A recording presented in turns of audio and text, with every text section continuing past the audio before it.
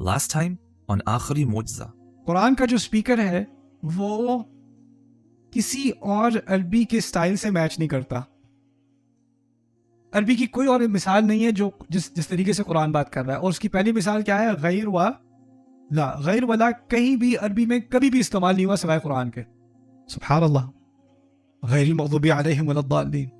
اتنی چھوٹی سی چیز اگر یہاں کا ہوتا لل مغضوب علیہم ولا الضالین بات پھر بھی سمجھ میں آ جاتی. لیس المغضوب علیہم ولا الضالین پھر بھی بات سمجھ میں آ جاتی.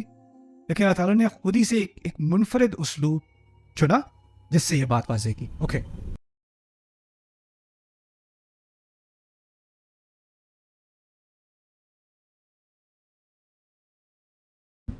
alright, اب توازن کی بات کرتے ہیں. اس صورت میں بہت ساری چیزوں کو ایک ساتھ بیلنس کیا گیا ہے. اس کی کچھ مثالیں دیکھ لیں. ایک طرف تھی تعریف, دوسری طرف تھا شکر. جو الگ الگ چیزیں ہیں ان دونوں کو ایک ساتھ بیلنس کر کے حمد کا لفظ استعمال کیا. الرحمن میں 3 باتیں تھیں, الرحیم میں 2 باتیں تھیں, ان دونوں کو اکٹھا کر کے اس کو بیلنس کیا گیا. اسی طرح دنیا کی بات کی گئی شروع میں رب العالمین تک, پھر اس کے بعد آخرت کی بات آ گئی مالکی یوم الدین. اسی طرح شروع کی آیات میں فرد کے بارے میں بات ہو رہی تھی, اور آخری آیات میں آپ دیکھیں جمع استعمال ہو رہی ہے. الذین انعمت علیہم اہدنا نعبد المغضوب علیہم جمع, الضالین جمع, معاشرے کی بات ہو رہی ہے. تو ایک بیلنس آ گیا فرد کے اور معاشرے کے درمیان. اسی طرح عبادت کرنا اور مدد طلب کرنا, دونوں کے درمیان ایک بیلنس. ہم اللہ کا حق ادا کریں اور اللہ ہماری ضروریات کو بھی پورا کرے. رائٹ. پھر آسمانی ہدایت اور زمینی ہدایت, اس سے کیا مراد ہے میں ابھی بتاتا ہوں آپ کو. اللہ تعالیٰ نے ہمیں ایک تو ہم نے پہلے کہہ دیا سیدھے راستے کی طرف ہدایت دیں, یہ اللہ تعالیٰ کی طرف سے ہی آ سکتا ہے. لیکن اس ہدایت میں ایک زمینی پہلو بھی کیا ہے, ماضی کی طرف تاریخ میں دیکھنا ہے کن لوگوں پر اللہ تعالیٰ نے انعام کیا اور کون سے لوگ ہیں جو غضب کے مستحق ہوئے. رائٹ. تو آسمانی ہدایت اور زمینی ہدایت. اسی طرح ہدایت کی وضاحت, ایک تو ہے انعام, دوسری طرف ہے ان لوگ ایسے برے لوگوں کی طرف نہ ہمیں لے جانا, ہمیں اس راستے سے بچا لینا. بیلنس بٹوین مثبت اور منفی نا دونوں کے درمیان. اچھا, اب پہلی بات الحمد للہ رب العالمین الرحمن الرحیم مالک یوم الدین. 3 آیات. ان 3 آیات کو میں کہتا ہوں علم. ان 3 آیات کو میں کیا کہہ رہا ہوں؟ علم. کیوں؟ اس میں آپ کو کس کا علم ہوا؟ اللہ تعالیٰ کا علم ہوا اس میں. پھر آپ کہتے ہو ایاک نعبد و ایاک نستعین. ایاک نعبد و ایاک نستعین. ہم اب عبادت کرنے کو تیار ہیں, ہم اب عبادت کرنے کو تیار ہیں, ہم اب مدد مانگتے ہیں, ہمیں ہدایت دیں. یہ کیا ہے؟ عمل ہے. اب آپ عمل کرنے کو تیار ہو.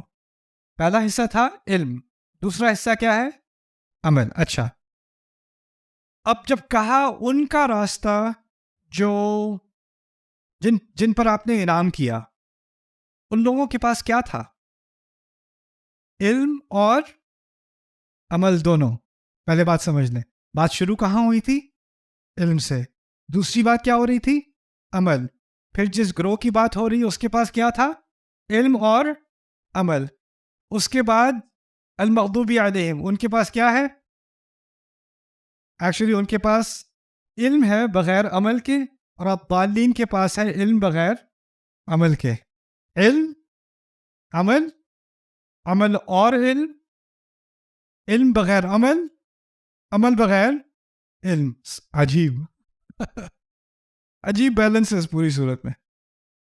اچھا, اس کے بعد یہ اس کو سمجھنے کے لیے ذرا دماغ لڑانا پڑے گا آپ کو. اسم اور فعل کی بات میں کئی دفعہ کر چکا ہوں. نہیں, یہ کیونکہ میں لنگوسٹکس کا اسٹوڈنٹ ہوں نا, یہ میرے نزدیک قرآن کے بہت بڑے عجائب میں سے ہے, بہت ہی بڑے عجائب میں سے. اس کو سمجھنے کے لیے تھوڑا سا میرے ساتھ صبر کرنا. لیکن یہ بات اگر سمجھ میں آ گئی, قرآن کی میرے نزدیک ایک معجزات میں سے ہے. یہ اسم ایسا ہوتا ہے جس میں نہ ماضی نہ حال نہ مستقبل. یہ بات پہلے کہی تھی کہ نہیں؟ اوکے. اسم سے بنتا ہے جملہ اسمیہ, عربی میں کہتے ہیں جملہ اسمیہ. اور جملہ اسمیہ کے اندر کس چیز کی طرف اشارہ ہوتا ہے؟ ایسی چیز جس کا نہ حال ہو، نہ ماضی ہو، نہ مستقبل ہو، اس میں اس کی طرف کچھ اشارہ ہوتا ہے. ٹھیک ہے. اچھا، دوسری طرف فعل ہے. فعل میں کیا ہوتا ہے؟ ماضی، حال اور مستقبل. اس سے بنتا ہے کیا؟ جملہ. کیا؟ جملہ فعلیہ. وہ ایک پوری گرامر کا لیسن ہو جائے گا، لیکن آپ بنیادی بات سمجھ لیں. جملہ اسمیہ میں اصل اہمیت اسم کی ہوتی ہے، اور جملہ فعلیہ میں اصل اہمیت فعل کی ہوتی ہے. ٹھیک ہے؟ اوکے. اب ایک اور بات سمجھ لیں اسمیہ اور فعلیہ کے بارے میں. عام طور پر جملہ فعلیہ شروع ہوتا ہے فعل سے، اور جملہ اسمیہ شروع ہوتا ہے اسم سے. اچھا، اسم میں کیا ہوتا ہے؟ ماضی، حال اور مستقبل، یا ہمیشگی؟ اچھا، الحمد للہ رب العالمین الرحمن الرحیم مالک یوم الدین. 3 آیات. یہ ایک جملہ ہے. آیات تو 3 ہیں، لیکن جملے کتنے ہیں؟ 1. اور یہ جملہ اسمیہ ہے. عربی کے اعتبار سے یہ جملہ کیا ہے؟ اسمیہ. یہ بات یاد رکھنی ہے. اب 3 آیات، کتنے جملے ہوئے؟ 1. اور یہ کون سا جملہ ہے؟ اسمیہ. اور اسمیہ میں کیا ہوتا ہے؟ ہمیشگی. رائٹ؟ اچھا، اب میں ایک آیت سکپ کر کے آخری آیت کے بارے میں بتا رہا ہوں. آخری آیت کیا ہے؟ اهدنا الصراط المستقیم صراط الذین انعمت علیہم غیر المغضوب علیہم ولا الضالین. یہ تمام آیات تو ایک سے زیادہ ہے، لیکن جملہ ایک ہی ہے. ایک ہی جملہ ہے، ہمیں ہدایت دیں. یہ ہے جملہ فعلیہ. سورت کا شروع ہوا ہے جملہ اسمیہ. متعدد آیات ایک جملہ، اور وہ جملہ اسمیہ. سورت کی انتہا ہے متعدد آیات لیکن ایک جملہ، اور کون سا جملہ؟ جملہ فعلیہ. اچھا، ایک آیت رہ گئی. کون سی آیت رہ گئی؟ ایاک نعبد و ایاک نستعین. اچھا، یہ عجیب آیت ہے. یہ ہے جملہ فعلیہ. یہ کون سی ہے؟ جملہ فعلیہ، لیکن شروع اسم سے ہو رہی ہے. ایاک اسم ہے، یعنی ہے تو فعلیہ لیکن اس میں اسمیہ کے اثرات ہیں. یہ دونوں کا اس طرح سمجھ لیں، یہ دونوں کا ایک مکسچر ہے. ٹھیک ہے؟ اچھا، میں یہ ساری بات میں آپ کے سامنے کیوں رکھ رہا ہوں؟ اب بات سمجھ میں آئے گی. الحمد للہ رب العالمین الرحمن الرحیم مالک یوم الدین کس قسم کا جملہ تھا؟ اب آپ مجھے بتاؤ. ہاں، اسمیہ میں کیا ہوتا ہے؟ اور یہ حصہ اللہ تعالیٰ کے بارے میں ہے، تو اس کے لیے ہمیشگی ہونی چاہیے. آخری حصہ کیا تھا؟ اہدنا الصراط المستقیم صراط الذین انعمت علیہم غیر المغضوب علیہم ولا الضالین. یہ کس کے بارے میں ہے؟ انسان کے بارے میں ہے. کون سا اسلوب استعمال ہوا؟ جملہ کیا؟ اور فعلیہ کیا ہوتا ہے؟ عارضی ہوتا ہے، ٹیمپرری ہوتا ہے، وہ ہمارے لیے مناسب ہے. درمیانی آیات کیا ہیں؟ ہم آپ کی عبادت کریں گے صرف اور صرف، اور ہم صرف آپ ہی سے مدد مانگتے ہیں. یہ ہے ایک اگریمنٹ میرے اور میرے رب کے درمیان. تو اس میں ہے تو یہ فعلیہ، لیکن اس میں کیا ہے؟ اسمیہ بھی شامل ہے، کیونکہ جو حصہ میرے اور میرے رب کے درمیان ہے اس میں اسمیہ کے بھی اثرات آ گئے، فعلیہ کے بھی اثرات آ گئے. عجیب عجیب. اب یہ حدیث قدسی سمجھیں. حدیث قدسی میں اللہ تعالیٰ کہتے ہیں، رسول سے فرماتے ہیں، اللہ تعالیٰ کہتے ہیں کہ جب پہلی 3 آیات پڑھی جاتی ہیں نا، تو اللہ تعالیٰ فرماتے ہیں کہ میرے رب نے میری حمد کی، میرے بندے نے میری حمد کی، میرے بندے نے میری ثنا کی. لیکن درمیانی آیات کے بارے میں پتہ کیا کہتے ہیں؟ ھذا ما بینی و بین عبدی ولعبدی ما سأل. یہ میرے اور میرے بندے کے درمیان ہے. یہ میرے اور میرے بندے کے درمیان ہے. اب دیکھیں، رسول صلی اللہ علیہ وسلم کے دور میں نہ لنگوسٹکس تھیں، نہ گرامر سٹڈیز تھیں. یہ ساری چیزیں بعد میں ڈیولپ ہوئی ہیں. بلکہ عربوں کے لیے زبان مادری زبان تھی، وہ یہ چیزیں پڑھتے نہیں تھے. یہ تو بعد میں ڈیولپ ہوئی ہے، کیونکہ غیر عرب نے آ کر کہا یہ زبان تو بہت ہی گہری ہے، اس کے لیے ہم پورا سسٹم بنانا پڑے گا. تو یہ سارے قواعد النحو، صرف، بلاغہ، یہ ساری چیزیں غیر عرب نے ڈیولپ کی، کیونکہ ان کو عربی پڑھنے کے لیے ایک سسٹم کی ضرورت تھی. تو اہل فارس نے اور لوگوں نے ڈیولپ. سیباوے عربی گرامر کے سب سے بڑے کاتب مؤلف ہیں، وہ غیر عرب ہیں. زمخشری کی تفسیر، جو کہ عربی بلاغت کے اعتبار سے قرآن کی سب سے اہم تفسیر مانی جاتی ہے، وہ غیر عرب ہے. تو اصل میں جو قرآن پر کام ہوا ہے، خاص کر قرآن کی زبان پر جو کام ہوا ہے نا، وہ غیر عرب نے زیادہ کیا ہے، کیونکہ عربوں کے لیے تو یہ ایک ان کی نیچرل سی بات تھی ان کے لیے. اور ان کی دوسری بات یہ، ان کی تاریخ ہی نہیں ہے یونیورسٹیز والی، علم کی ان کا تمدن علم والا نہیں ہے. وہ تو بدو لوگ تھے.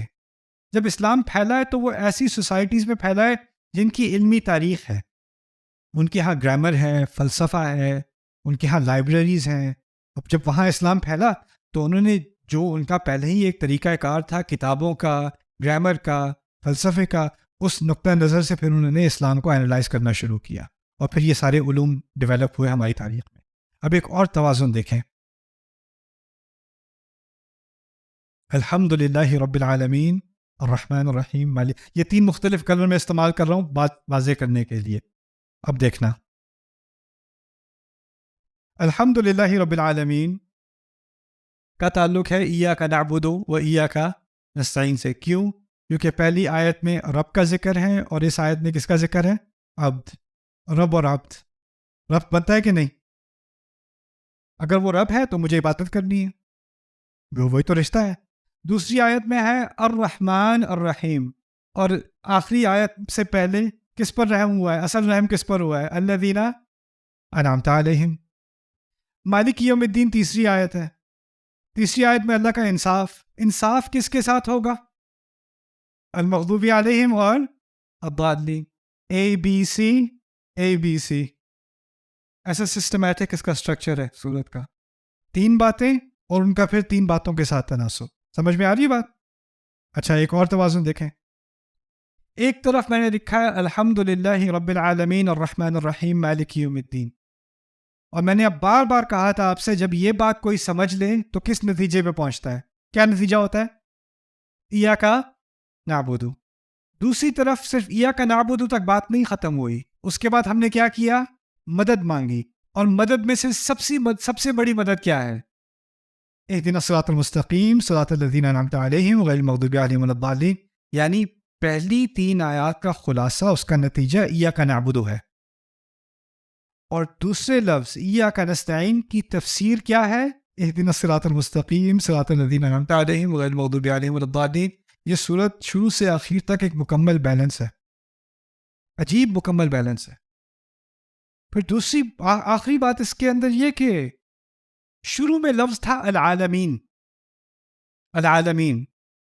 اور آخر میں العالمین کی تفسیر بھی ہو گئی.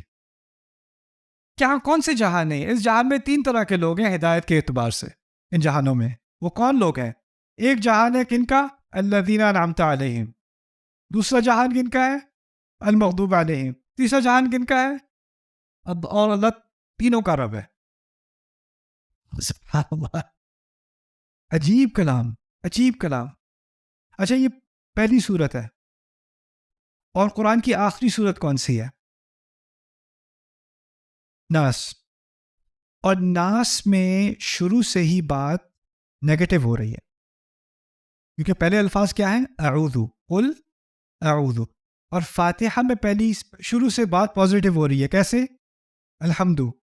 پہلی صورت کا پہلا لفظ پازیٹیو ہے اور اس کی پہلی تعبیر نیگیٹو ہے، ٹھیک ہے نا؟ تو کیونکہ وہ نیگیٹو ہے اس میں رحمت کا لفظ نہیں آئے گا. یہاں پازیٹیو ہے تو یہاں پر رحمت کا لفظ آیا. اچھا، رحمت کا لفظ یہاں سے نکالیں تو اللہ تعالیٰ کے پہلا وصف یہاں پر کیا؟ الحمد للہ رب العالمین. قل اعوذ برب الناس. یہاں پر رحمت نکال کے کیا ہے؟ مالک یوم الدین. وہاں پہ کیا ہے؟ الہ الناس، ملک الناس. یہاں پر ہے ایاک نعبد، عبادت کس کی جاتی ہے؟ الہ الناس. یہاں پر 2 منفی اثرات کا ذکر ہے. 2 منفی اثرات. کون سے 2 منفی؟ المغضوب علیہم اور الضالین. اور یہ منفی اثرات ہیں معاشرتی لیول پر، رائٹ؟ لیکن ناس میں منفی اثرات انفرادی لیول پر بات ہو رہی ہے. کیوں؟ اعوذ، میں پناہ مانگتا ہوں. نعوذ نہیں کہتے.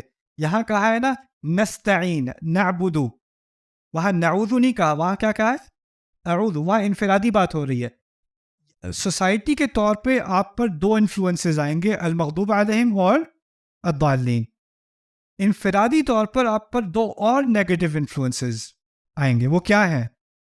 من شر الوسواس الخناس الذي يوسوس في صدور الناس من الجنة والناس. سبحان اللہ. تو فاتحہ اور ناس کا بھی آپس میں ایک تعلق ہے. یعنی جب آپ ناس ختم کرتے ہو تو کہاں شروع کرتے ہو؟ دوبارہ فاتحہ. You finish the negative, now you're back to the positive. Even the Quran is balanced. شروع سے آخر تک ایک بیلنس چلا آ رہا ہے. عجیب. میری امید تھی کہ آج میں ایکچولی سیمینار شروع کروں گا. ابھی تک میں نے سیمینار شروع نہیں کیا. فاتحہ تو صرف ایک انٹروڈکشن تھا, پھر اصل کام کرنا تھا, لیکن وہ ہو نہیں سکا. آج سارا دن فاتحہ میں ہی لگ گیا, لیکن خیر ہے, I'm not regretting it. I hope you guys enjoyed it, انشاءاللہ. لیکن آج آپ کو چھٹی دینے سے پہلے میں ایک کل کے لیے تیاری میں آپ کی کرا رہا ہوں, ٹھیک ہے؟ وہ کل کے لیے پھر ٹائم بچے گا اور ہم وہ سیشن زیادہ پروڈکٹیو کر سکیں گے. تو اس کے لیے پھر میں آپ کو ابھی میں عربی کے بارے میں کچھ باتیں بتانا چاہتا ہوں جو اس سیمینار میں ہمیں بہت کام میں آئیں گی. عربی اصل میں 3 طرح کی ہے. 3 طرح کی عربی ہے. ایک ہے لہجے والی عربی, لہجے والی عربی. دوسری ہے فصحیٰ, فصحیٰ عربی. اور تیسری ہے لغت العرب, اس کو کہتے ہیں لغت العرب. پھر سے یہ چاہتا ہوں کہ یہ آپ کو ہمیشہ کے لیے یاد رہے, تو میں پھر سے کہتا ہوں. پہلے والی کون سی تھی؟ لہجے والی. دوسری کیا ہے؟ فصحیٰ. اور تیسری کیا ہے؟ لغت العرب. ان 3 کا فرق سمجھنا ہر مسلمان کے لیے بہت ضروری ہے, قرآن کے طالب علم کے لیے خاص کر بہت ضروری ہے. لہجہ کیا ہے کہ ہر ایک کا اپنا ایکسنٹ ہے, ہر ایک کا. مصری کا اپنا ہے. مصر میں جاؤں گا, کسی سے پوچھوں گا کیا حال ہے, کیف الحال نہیں کہوں گا, ازیک بیک, ازیک ان کا کیف الحال ہے. فلسطین میں جاؤں گا, کسی فلاحی سے پوچھوں گا چف حالچ, وہ کیف حالک نہیں کہتے, چف حالچ کہتے ہیں. اوکے.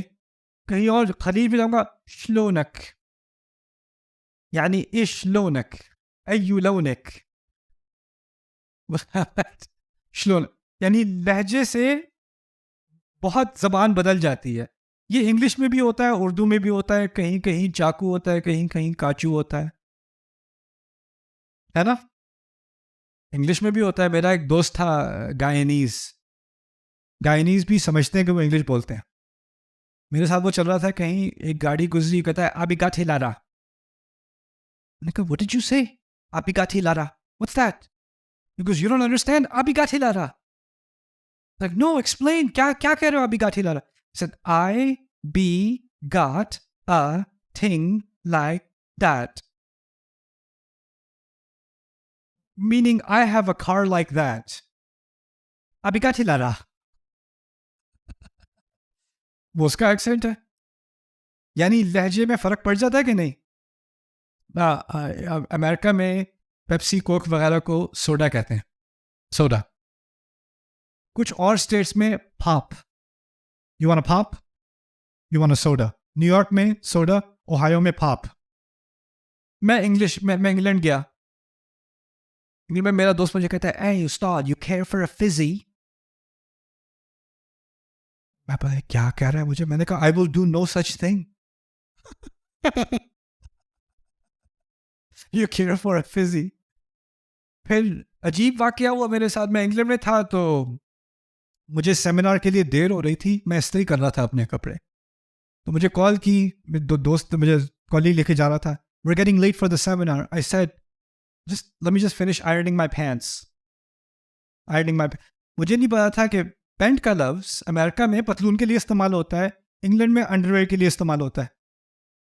تو کہتے ہیں you do that in America? I was like yeah we do that in America.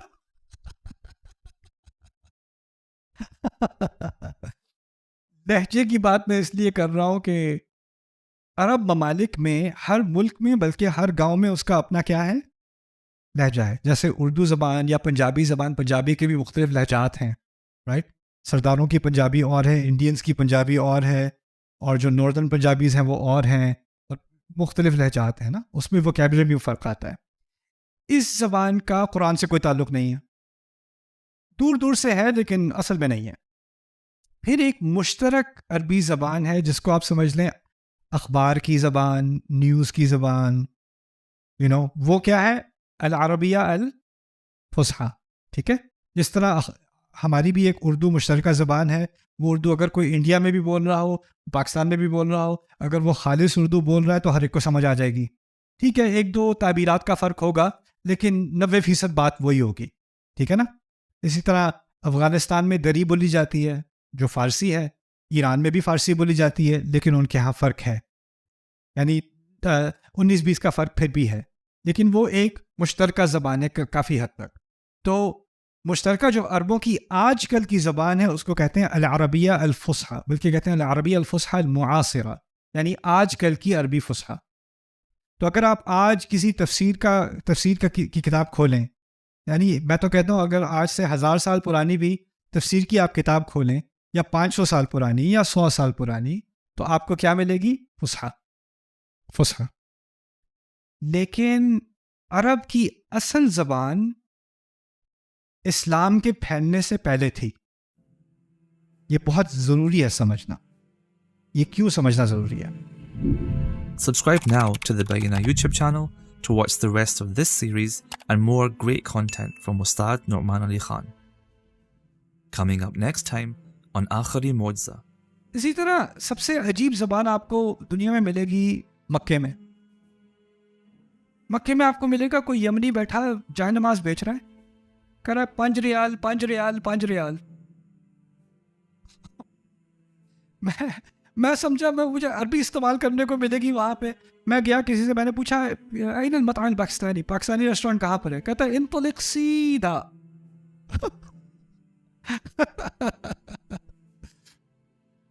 ایسا کیوں ہوتا ہے؟ ایسا اس لیے ہوتا ہے کہ جب مختلف کلچرز ایک دوسرے سے ملتے ہیں نا، تو ایک زبان اور دوسری زبان آپس میں گڑبڑ ہونی شروع ہو جاتی ہے.